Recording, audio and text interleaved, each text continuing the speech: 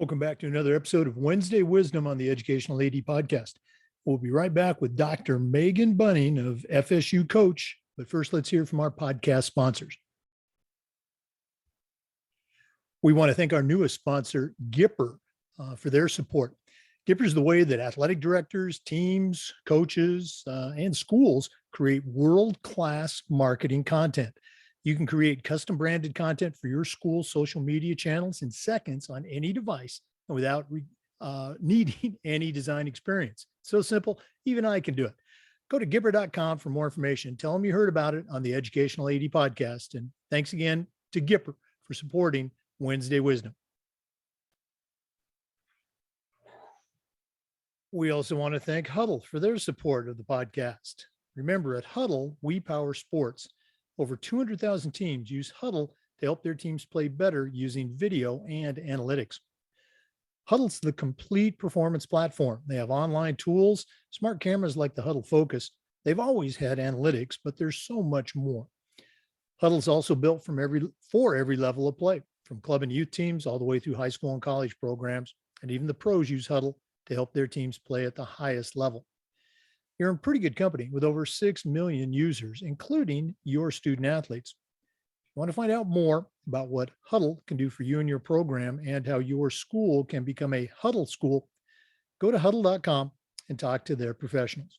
Remember, at Huddle, we power sports. We also want to say thanks to Final Forms, the industry leader in registration. But Final Forms is more than just forms. Final Forms is a team, it's technology, and they provide schools with compliance, communication, and risk management solutions. Final Forms can help your stakeholders with things like mobile accessibility and provides reminders for parents about policies and physicals and all the forms that go with athletics. Final Forms can also help with certification management for coaches, with team communication and attendance. And for athletic directors, Final Forms can help with eligibility, with rosters, and all the reports that you have to deal with. And it does this with secure language translation and ADA compliance. You know, it's time for you to talk to a team that's walked in your shoes. To take the next steps and find out what Final Forms can do for you, go to finalforms.com/Jake. That's finalforms.com/Jake to get started on the Final Forms team. We also want to say thanks to Athletic Surveys by Lifetrack for their support and sponsorship of the Athletic Director Toolbox segment. Athletic Surveys by Lifetrack are a quick, easy, and affordable way for you to collect comprehensive data that allows you to evaluate and improve your entire athletic program. Athletic Surveys by Lifetrack also connects you with the 95% of the parents and the student athletes who really love your program, and it gives them a voice to help demonstrate the importance that a positive athletic experience has for them. Go to athleticsurveys.com and check out their testimonials, and then give them a call at 1-800-738-6466, or you can email them at info@athleticsurveys.com to get started. If you've never used a survey to take the pulse of your parents or your student athletes, you're really missing out. Talk to the folks at Athletic Surveys by Lifetrack and let them help you take your athletic program from good to great. We also want to thank Hometown Ticketing, the leading digital ticketing provider to schools and colleges. You can find out more about what Hometown Ticketing can do for you and your school by going to hometownticketing.com and talk to their experts. Hometown Ticketing, simple and easy online ticketing. We also want to say thanks to Sideline Interactive. Sideline Interactive's indoor scoring tables and video boards not only raise money for your program, but also create the ultimate game day experience for your student athletes. Go to sidelineinteractive.com or call them at 832-786-0302 to schedule a live web demo, see their tables and boards in action. You can also email them at sales@sidelineinteractive.com. That's sales@sidelineinteractive.com and see exactly what their fantastic products can do for you. And we want to say thanks to Wall of Fame by Vital Signs. They are on a mission to bring your school's legacy to life. They've got a variety of interactive touchscreen consoles and an extensive library of templates to help recognize the athletic achievements of your students, both past and present. Let them help you showcase your school's diverse history and your proudest moments by going to vitalsignswalloffame.com. You can also call them at 614-981-3589 or shoot them an email at sales@vitalsignswalloffame.com.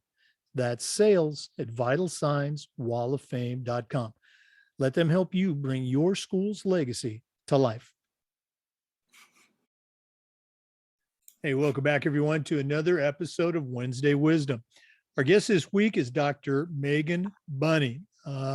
Listeners of the program know about Dr. Buning's background as an athlete, as a coach, but for the past few years, she's been a researcher, a faculty member of the Florida State University FSU COACH certificate and degree program, and she's here to share some wisdom with all of our listeners. So, Dr. Buning, what do you have for us this week? Well, Jake, this is probably going to be right in your wheelhouse. I thought that with the chaos of the world going on lately, that I would bring in a topic that I actually use quite frequently with my own clients that I work with on mental performance. And it's the focus on the power of gratitude, and specifically kind of what the research shows us that gratitude can do, how leaders can practice gratitude, and how they can assist their staff in that practice. Well, you and I were talking a little bit before the show, and that's one of the buzzwords for me. I always strive to, have our coaches and myself, have an attitude of gratitude. But I'm excited to hear about what you talked about, some of the other benefits that having an attitude of gratitude provides. So, what do you got for us? Okay, so let me preface this that everything I'm going to present to you comes from the research, from the literature. And instead of citing all my sources as I go, what I can do is send you a list of the sources that I'm pulling from, and that will just make it a little bit smoother. But specifically want to start with gratitude and how it's connected to what we call our general well-being. So let me give you a definition of well-being, and this is going to be a direct quote, and I will cite this source because it's a direct quote, but from Denier, Scollin, and Lucas, okay? So, and I quote, "Well-being involves the absence of mental disorder and the existence of positive psychological resources," all right? So knowing that, achieving and maintaining well-being is a goal for many people, and helping people to achieve that well-being is, as most of you may know, is a priority for clinical mental health practitioners, and is something that we're concerned about as coaches and as leaders. All right. So how is well-being connected to this gratitude? Well, I'm going to talk specifically about disposition gratitude, or what you might know as trait. So trait, if you've ever heard of trait versus state. So this disposition is, I call it our on average ability to experience gratitude, or it's your ability to be stable in this experience across time and situation. So it's a personality trait. Where if you're talking about state gratitude, this is something that you would feel grateful for in that moment, okay? So again, I'm going to just throw a quote out here about the disposition gratitude. It's a generalized tendency to recognize and respond with grateful emotion to the roles of other people's benevolence and the positive experiences and outcome that one obtains, okay? So what we know about dispositional gratitude, again, pulling from the literature, is it can facilitate positive well-being in that it's associated with, if you're experiencing gratitude, lower stress, lower anxiety, decreased burnout, and a lot of that is coming from the counseling fields and the psychology fields, but also in the athletic research. There is an overall health benefit, so this physical health, the more gratitude I experience, this disposition gratitude, the more I have, the more adaptive personality characteristics I might have. I may have more positive relationships. because that gratitude is going to help both not only develop but maintain mutual relationships. There's this connection with gratitude and greater satisfaction across life, across work, across social satisfaction, and even sports satisfaction. And I'm not done yet. So with this dispositional gratitude, the perceived well-being is just greater. We feel more positive about ourselves, and gratitude may even be an indicator of well-being. There's increased optimism and self-efficacy. So this belief in your ability to be able to do whatever it is that you're being asked to do. Gratitude can strengthen a cooperative bond. So if that's not something we need, goodness. And then likelihood of adapting cooperative behaviors while you're completing tasks. So that screams teamwork to me. Gratitude can be linked to increased resilience and improved academic performance. And that comes a lot from the international research. We're seeing that. And then it also can give us a greater sense of this perceived social support, which if you're looking in the clinical mental health research, social support is big time in being able to prevent and help with some of the more severe clinical mental health issues that you see out there. So what I'll say about in sport is we like to draw in the field of positive psychology for interventions and strategies that we use to improve mental performance. And gratitude is most definitely, it's a positive emotion. And so you will see, if you're looking for more information, look in positive psychology. That's where you're going to find it. A lot of the positive psychology interventions, they're going to be abbreviated as PPIs. It just means positive psychology intervention. And what these PPIs are designed to do is to enhance and grow positive emotions, because positive emotions, even more than gratitude, so the other positive emotions as well, are linked to improving the psychological well-being, and they're shown to encourage behaviors, thoughts, and outlooks, including the meaning of life. So hopefully, based off of what I've said so far, you can see where gratitude and this positive emotion and that positive psychology, it really can play an important role when we're working with others, not just athletes, but anybody really. No, you, again, our listeners, you can't see, Megan could see this. I was furiously scribbling down notes as she was sharing. Okay, I've got two questions for you, and they're somewhat related. You talked about the benefits, and again, to not go crazy into, neurological and biochemistry and all that, but obviously there's a positive effect on individuals having this sense of gratitude. And this may be kind of a chicken versus the egg sort of question. Is it the fact that they have this ability to, to experience gratitude and all the things you talked about? Or is it the fact that they are not, whining and focusing on the things that they don't have, which is that lack of gratitude? So which one, I'm putting you on the spot here, Doc. Yeah. Which one is it, or is it both? Okay, so let's just kind of address the elephant in the room when you're talking about entitlement. So when people feel entitled to have certain things, then we are not experiencing that gratitude, right? So the idea around positive psychology and using gratitude is to acknowledge the good, the benefits that you get from someone or something else, particularly people. And one of the reasons is because that acknowledgement can help you feel like you're supported. All right.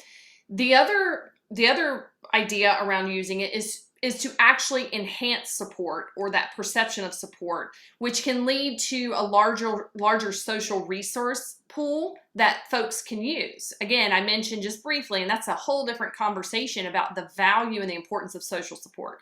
We are social human beings, and we need social support for so many things. It's very powerful. So the more resources we feel like we have to draw from, the better.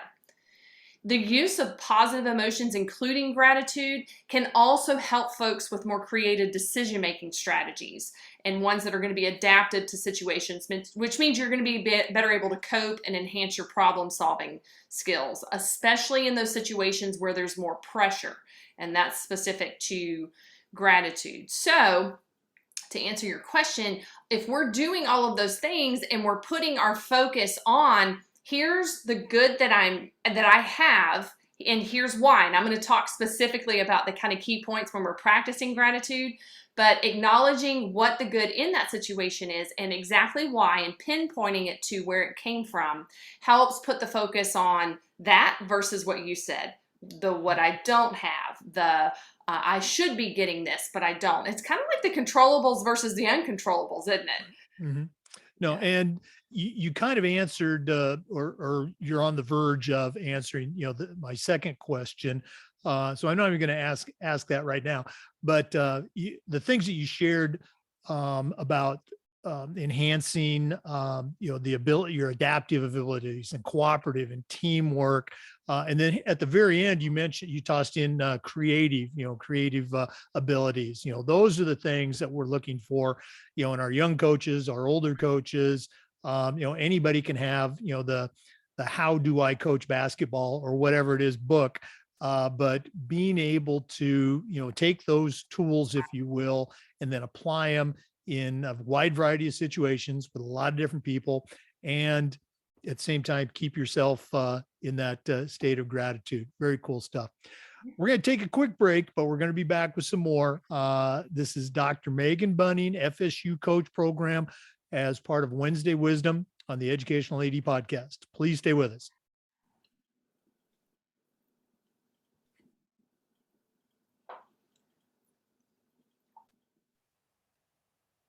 We want to thank our newest sponsor to Wednesday Wisdom, Gipper. Gipper is the way that ADs and coaches and teams and schools can create world-class marketing content. You can create custom branded content for your school's social media channels in seconds on any device and without needing any design experience. It's so simple, even I can do it. Go to Gipper.com to find out more about how they can help you and your program, and tell them you heard about it on the Educational AD Podcast. That's Gipper.com. Check them out and find out how to make world-class marketing content. Welcome back, everyone, to Wednesday Wisdom on the Educational AD Podcast. Our guest today is Dr. Megan Buning from FSU Coach, talking about gratitude. So, the question that I didn't ask, I'm going to go ahead and ask. Now that we know the benefits of gratitude, how do we help our coaches and ourselves create that feeling? How do we make it happen? Yeah, so I have some really great suggestions that are really common, but I'll give you some examples of how to practice gratitude. Before I do that, though, because I've said the phrase positive emotions, positive psychology a lot, and I know that there are some skeptics out there that are like, we are trying to blow sunshine up places where it doesn't need to be. So, in that vein of keeping it real, I want to talk about real quick what gratitude is not. So some of you may have heard of toxic positivity. All right, so toxic positivity is when you're trying to give encouragement, but it's not genuine and it's not necessarily at the right time. All right, so again, gratitude falls under a positive emotion, which is in the study in the field of positive psychology.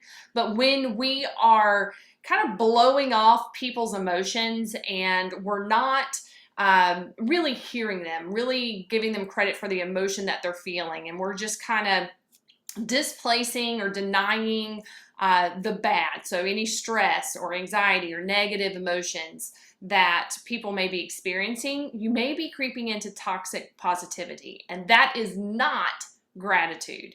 So think about if you have, I'll just use a coach to an athlete. If I have an athlete who has just booted the ball and they are really upset about this, and they are trying to express to me as the coach that I messed up, I shouldn't have done that, I feel horrible, it's my fault we lost the game.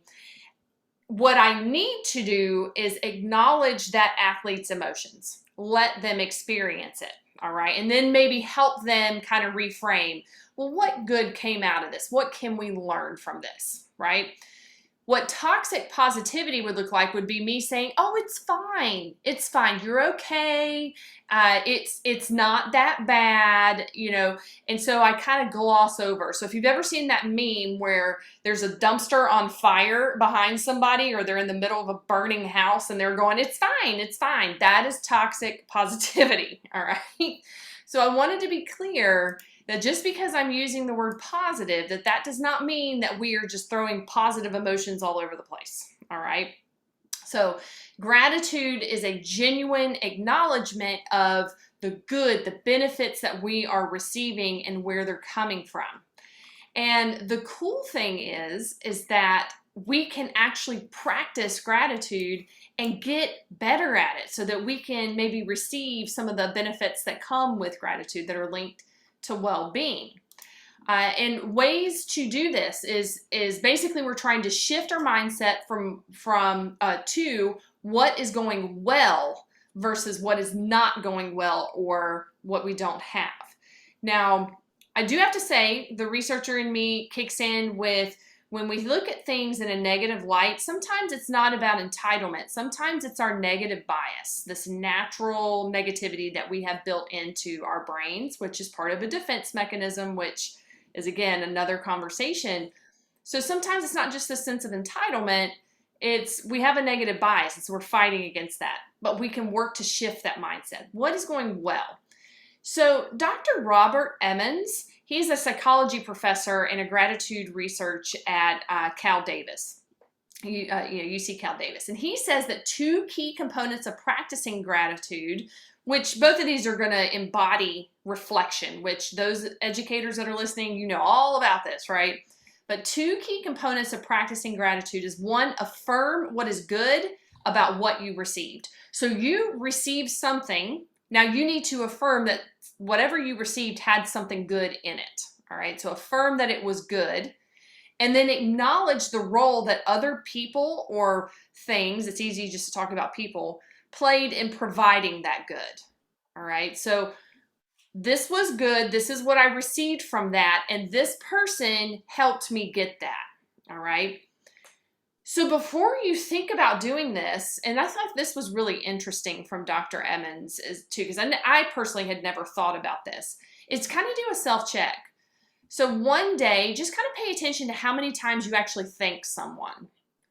And when you say when you say thank you, can you think of what specifically you are grateful for what they did or for that situation?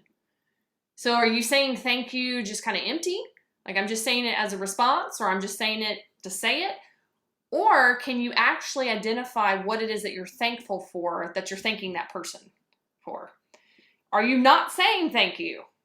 So that's kind of a check that you can do with your day. And I think that might be a good conversation starter for those of you that are trying to teach others how to practice gratitude, which leads me into how do we practice it? So I've put together a list of just some of the most common ones that ways that you're going to come across if you look in the counseling, psychology literature, practices of gratitude. This first one may not be as common, but the others are. So the first one, and I could see this happening with a meeting, so a staff meeting or a team meeting, is a gift exchange. But there is a particular timing on this exchange. Again, and this is coming from the research, y'all. So just prior to performing a task or doing something that's going to require cognitive processes. So you're going to have, maybe your team needs to think about something, or your staff, you're going to have them work on something, or you've got something big coming up. Studies have shown that exchanging gifts, if done with the appropriate intent, can symbolize commitment and reciprocity, which is going to strengthen those social relationships. And when it does, that triggers social learning processes. How about that? And then it can strengthen cooperative bonds, but the timing's key. So right during when people are getting familiar with each other, you want to give the gift then. So have people during that meeting or on the team, you're starting to just get familiar with each other, have them exchange a gift that has some meaning. So if I'm thinking about this from a team perspective, from a coach to a team perspective, this may be I have positions exchange gifts. So pitchers are going to give each other a gift. Or maybe it's the seniors are going to give the freshmen a gift. Or, their mentors are going to give the mentees a gift, whatever. But it needs to happen sooner versus later to have more long-term effects. So what this gift exchange can also do is it can tap into a variety of emotions that help with the social interactions during that experience of both giving and receiving. So you have the joy experience by giving up something as well as receiving something. Okay, so I thought that was a pretty neat one that I hadn't seen much on and backed by research there. So I labeled that as cultivating gratitude. Expressing gratitude, I have a couple of activities in here.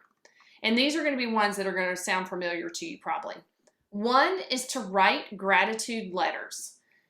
So this isn't just to others. Like sometimes we think, we hear this a lot. Let's write a letter of gratefulness. Why am I grateful for you? So I know even within our program during one course, the students pick a coach or somebody that has helped them get to where they are. And one of the assignments is they have to write a letter of grateful. I'm grateful for you because, right? But what about to yourself? List the things about your work or your team or your sport that you're grateful for and why. That's the key here. So here's what I'm grateful for and here's why. That's the key with all the stuff. Link it back to why. Take a few minutes to reflect on those. Let yourself remember specific moments and memories that happened and the emotions and the feelings that you had. So for example, I might say, I'm grateful that I have a team of people that respect each other as people first and are genuinely supportive of each other. Specifically, I remember when Sally was upset about a personal issue and Kate just instinctively knew Sally needed a break. Kate redistributed Sally's responsibilities and every person on our team was happy to help. And that made me feel like we really had each other's backs. All right. So there I walked myself through a specific situation, a memory, and how it made me feel and the players involved. Who was it? Okay. And then of course, this is letter writing to others. So write a letter to someone, letting them know specifically why you're grateful for them, for what they do, for them as a person. Give them examples of why you feel this way. And part of this, too, when you write these letters, read them out loud to yourself. But even before you send them to someone else, read them out loud. Hear yourself say it. Physically write this down, not just type it out. Physically write it down. There's power in writing. You're going to remember things better and you're going to process things a little bit better. And some of us, we communicate through writing more effectively anyway. Write it, then read it. Let yourself be in it. Say it out loud. This is a practice too. So after you think of a few things that you're grateful for, so for example, your work, your team, whatever, allow time for your colleagues or your team to share with each other what they're grateful for about the situation.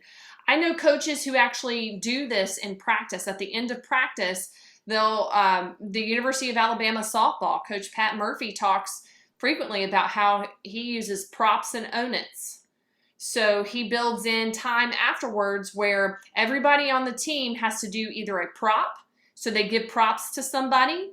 I noticed you did this well, or what if it's a grateful? I'm grateful that you did this, okay? And then there's the own it.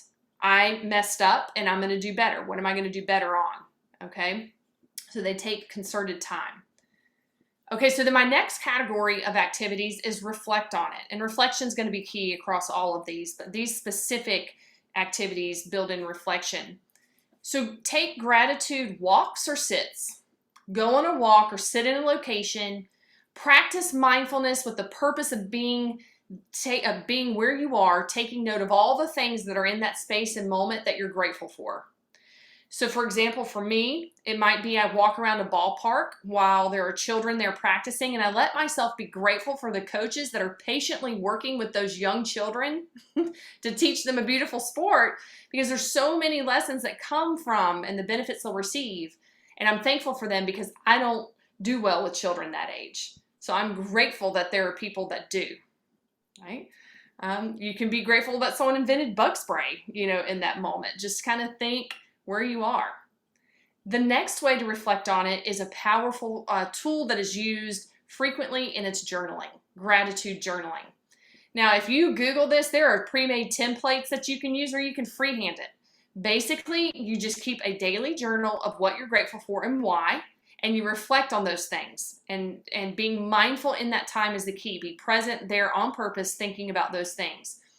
An easy way to do this is simply list 3 things each day that you're grateful for, and how and why, what's been the kind of, how and why of why you're grateful for those. And that technique has been found to have more long-term effects versus even the letter writing.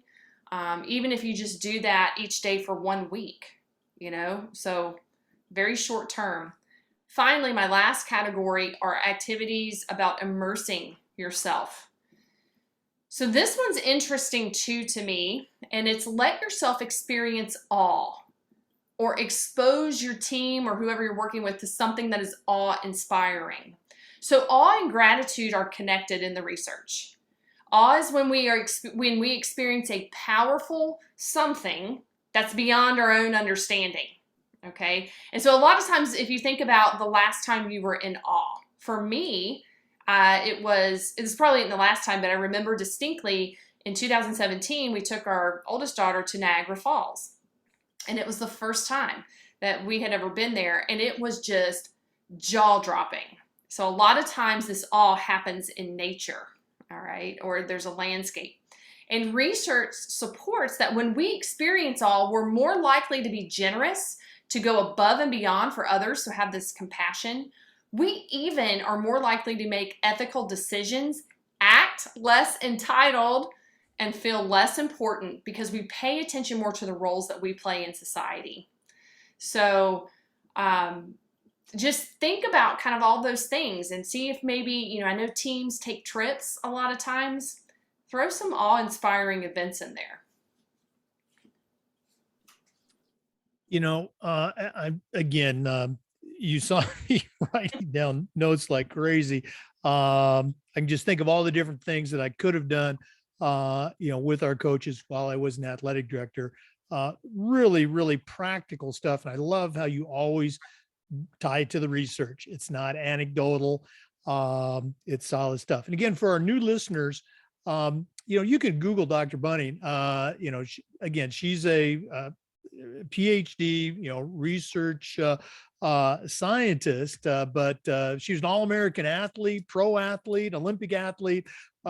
She speaks the language both on and off the field. So, Dr. Buning, as always, thanks so much for sharing. If one of our listeners wants to reach out, pick your brain a little bit, or even find out more about the FSU COACH program, how do they get a hold of you?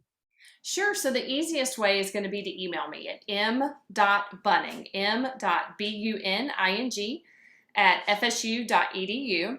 You can also follow me on Twitter at drbunning, at Dr. Buning. And I'm pretty, I interact with people for the most part. And, just one last thing that I want to say about this gratitude practice, and you and I talked about this, I think, before we started recording, is that you can improve this. This can be a practice where you get better and then you start seeing some effects. So I think it's a really neat mental performance even technique to consider. No, absolutely. And those benefits of, sense of teamwork, the adaptability, the creativity, those are the things that were speaking to me. As always, great stuff.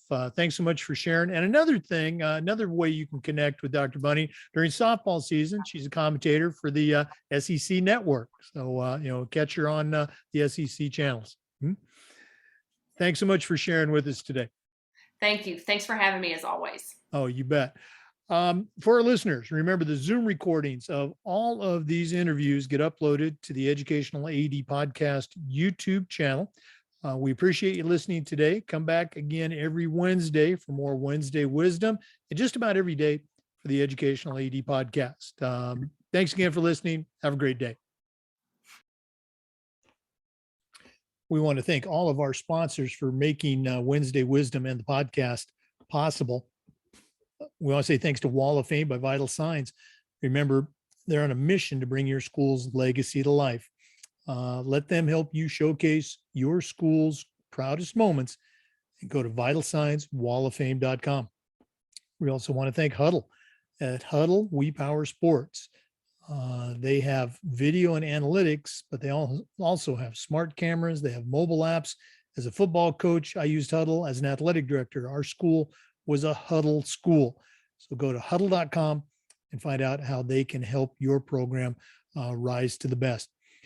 Also want to thank Athletic Surveys by LifeTrack for sponsoring the AD Toolbox. Athletic Surveys connect you with your parents and your student athletes, and it gives them a voice to help demonstrate the importance that your athletic program has for them. Go to athleticsurveys.com or email them at info@athleticsurveys.com. Also want to say thanks to Hometown Ticketing, the leading digital ticketing provider to schools and colleges. Find out what Hometown Ticketing can do for you and your program by going to hometownticketing.com and talk to their experts. We also want to say thanks to Final Forms, the industry leader in registration. Final Forms can help your stakeholders, it can help your coaches, and it can help you with things like certification management for coaches, with attendance, with eligibility, with rosters. Go to finalforms.com/Jake for more information. And we want to say thanks to Sideline Interactive. Their indoor scoring tables and video boards can not only raise tons of money, but they can create the ultimate game day experience in your gym. Go to sidelineinteractive.com or call 832-786-0302 to schedule a live web demo. You can also email them at sales@sidelineinteractive.com. Thanks again to all of our sponsors for allowing us to put on these presentations, Wednesday Wisdom, Time Out with Caleb, and Team Building Tips with Dan Talbot, along with our regular interviews. Have a great day. We'll see you next time.